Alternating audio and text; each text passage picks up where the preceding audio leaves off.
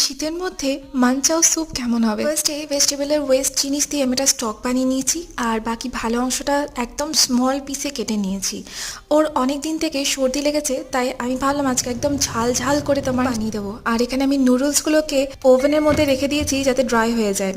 আর দেখো একদম মুচমুচে হয়ে গেছে, তেল একদম কম লাগবে। এরপর রসুন আদা লঙ্কা একসাথে ভেজে নিচ্ছি, তারপর পেঁয়াজ, আর এরপর বাকি যতগুলো সবজি আছে সবটাই আমি এর মধ্যে দিয়ে দেবো। বড়জোর 1 মিনিট কুক করব, এর থেকে বেশি একদমই নয়।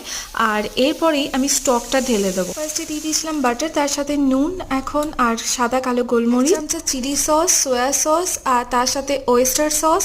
এরপর মোটামুটি 1.5 চামচ মতো কর্নফ্লাওয়ার আমি অ্যাড করছি একটু একটু করে। তারপর লাস্টে দিয়ে দিচ্ছি স্প্রিং অনিয়ন আর তার সাথে ধনেপাতা।